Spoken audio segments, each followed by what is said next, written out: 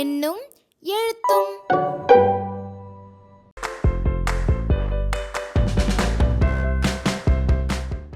செயல்பாடு 2.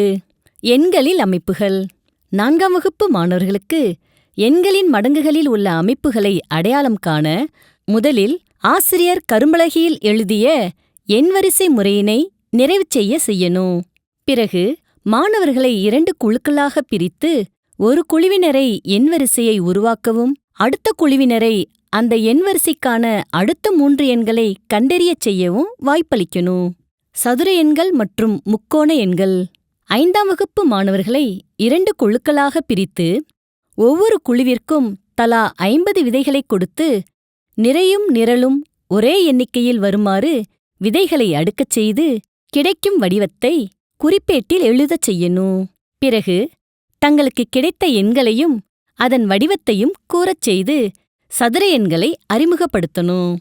பிறகு கணக்குகளை கரும்பலகையில் எழுதி அதற்கான விடைகளை கண்டறியச் செய்து விதைகளை அடுக்குவதன் மூலம் கிடைத்த எண்களையும் கணக்குகளைச் செய்வதன் மூலம் கிடைத்த எண்களையும் ஒப்பிடச் செய்து ஓர் எண்ணை அதே எண்ணால் பெருக்கினால் கிடைக்கும் எண்கள் சதுர எண்கள் என்பதை மாணவர்களை உணரச் செய்யணும்.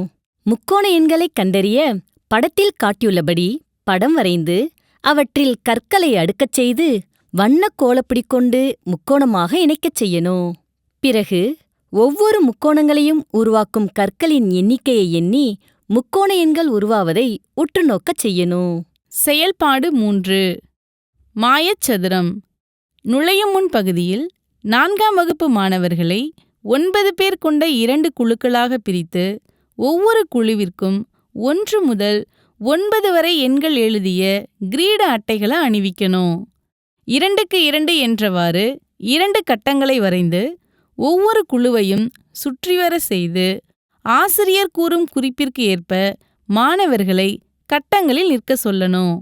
எடுத்துக்காட்டா, ஒவ்வொரு நிரையிலும் நிற்பவர்களின் கூடுதல் 7 என்று ஆசிரியர் கூற, கூடுதல் 7ஐ உருவாக்கும் எண் கிரீடத்தை கொண்ட மாணவர்கள் மட்டும் கட்டங்களில் நிற்கணும். இதேபோல நிரல் வரிசையிலும் மூலைவிட்ட வரிசையிலும் தொடர்ந்து விளையாடணும். சிப்பிக்குள் முத்து என்ற பகுதியில் மாயசதுர புதிர்களை குழந்தைகள் கற்றுக்கொள்வது எதற்காக என்பதற்கான விளக்கமானது கொடுக்கப்பட்டிருக்கு.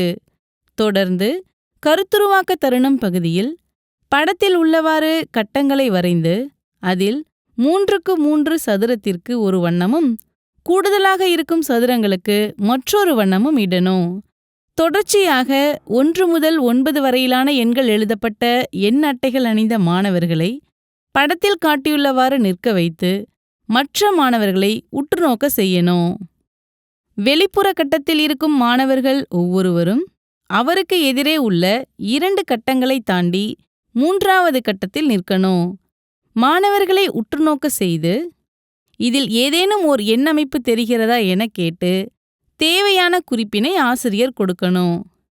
மேலும் மாணவர்களுக்கு நிரல், நிரை, மூலைவிட்டம் என எந்த வகையில் கூட்டினாலும் கூடுதலானது ஒரே எண் வருவதை உணர்த்தணும்.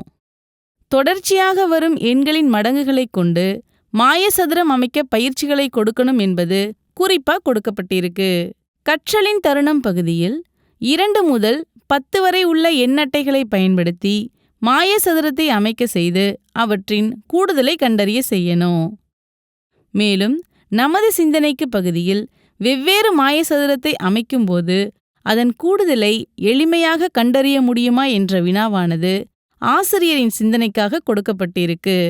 அதற்கான விடையானது பக்கம் 72 உள்ளது. சதுர எண்கள் மற்றும் ஒற்றைப்படை எண்கள். இச்செயல்பாடானது 5ஆம் வகுப்பு மாணவர்களுக்கானது. நுழையும் முன் பகுதியில் ஒற்றை எண்ணுடன் ஒற்றை எண்ணை கூட்டும்போது கிடைப்பது ஒற்றை எண்ணா அல்லது இரட்டை எண்ணா? ஒற்றை எண்ணுடன் ஒற்றை எண்ணை பெருக்கும்போது கிடைப்பது ஒற்றை எண்ணா அல்லது இரட்டை எண்ணா? போன்ற பல்வேறு வினாக்களை எழுப்பி எண்களுக்கு இடையேயான தொடர்பை மாணவர்களிடம் உணர்த்தணும். இதனைத் தொடர்ந்து கற்றலின் தருணம் பகுதியில் மாணவர்களை 2 குழுக்களாக பிரித்து கொடுக்கப்பட்டுள்ள அட்டவணையை நிறைவு செய்து விடைகளை உற்றுநோக்கச் செய்யணும். தொடர்ச்சியான ஒற்றைப்படை எண்களின் கூடுதல் ஒரு சதுர எண் என்பதை கண்டறியச் செய்யணும்.